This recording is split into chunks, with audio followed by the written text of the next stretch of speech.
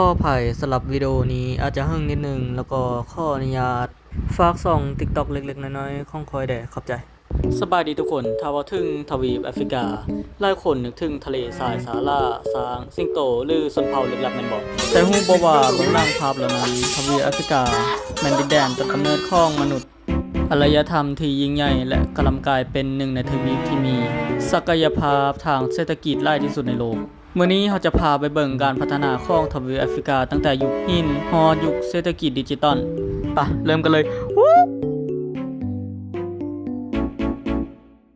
แอฟริกาเป็นทวีปที่ใหญ่เป็นอันดับ2ของโลกรองจากเอเชียมีทั้งหมด54ประเทศพื้นที่กว้างใหญ่ไพศาลและมีภูมิประเทศหลายสุดบ่ว่าจะเป็นทะเลทรายซาฮาราทะเลทรายที่ใหญ่ที่สุดในโลกที่ราบสูงแอฟริกาพบได้ทั่วไปเช่นที่ราบสูงเอธิโอเปียภูเขาไฟคิลิมันจาโรจุดสูงสุดของแอฟริกาในแทนซาเนีย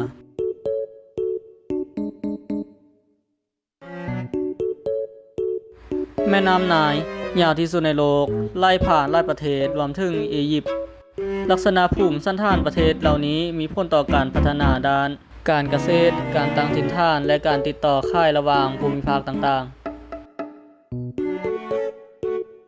ย้อนกลับไปหลายปีก่อนนักวิทยาศาสตร์ค้นพบว่ามนุษย์ทำอิฐเกิดในแอฟริกาโดยเฉพาะบริเวณแอฟริกาตะวันออกเช่นเอธิโอเปียและเคนยาต่อมาในแอฟริกาเหนือเกิดอารยธรรมอียิปต์บูฮานฝั่งแม่น้ำไนล์ที่ขึ้นสื่อเรื่องการสร้างพีระมิดวิหารขนาดใหญ่ระบบเขียนอักษรฮีโรกริฟิกมีความเชื่อเรื่องเทพเจ้าหลายองค์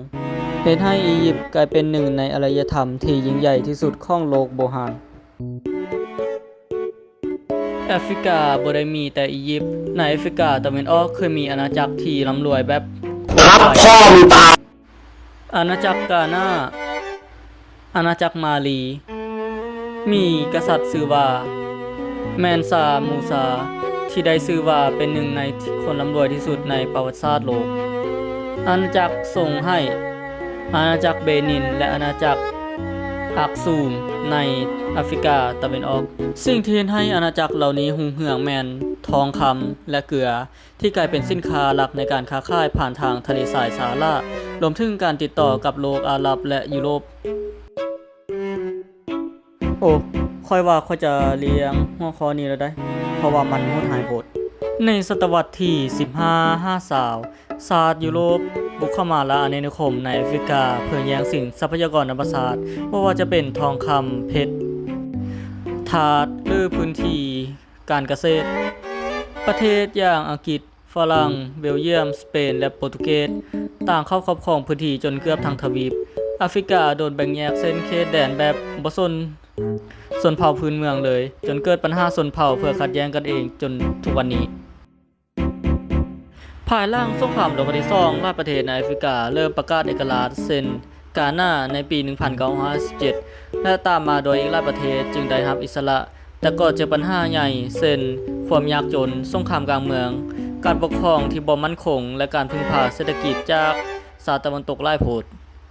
แต่ก็มีการพัฒนาเรื่อยๆบ่ว่าจะเป็นระบบการศึกษาการสร้างเมืองใหญ่การพัฒนาโครงสร้างพื้นฐานเช่นหนทางเขื่อนไฟฟ้าและโรงเรียนปัจจุบันแอฟริกาเป็นทวีปที่เต็มไปด้วยศักยภาพหลายประเทศที่มี GDP ที่เติบใหญ่ขึ้นทุกปีโดยเฉพาะไนจีเรียศูนย์กลางธุรกิจและอุตสาหกรรมบันเทิงเคนยาเมืองไนโรบิกลายเป็นฮับของเทคโนโลยีในแอฟริกาตะวันออกแอฟริกาใต้เจริญทางเศรษฐกิจอุตสาหกรรมเมืองแห่และการท่องเที่ยวนอกจากนี้แอฟริกามีบทบาทในการร่วมมือระหว่างประเทศเช่นการเข้าร่วมประชาคมเศรษฐกิจอย่าง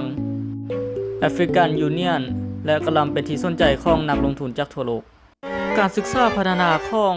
แอฟริกาเห็นให้เรารู้ว่าเบื้องหลังความยากลำบากที่มีเรื่องราวที่ทรงคุณค่าและทวีปนี้สมควรได้รับความสนใจอย่างจริงจังจากทั่วโลก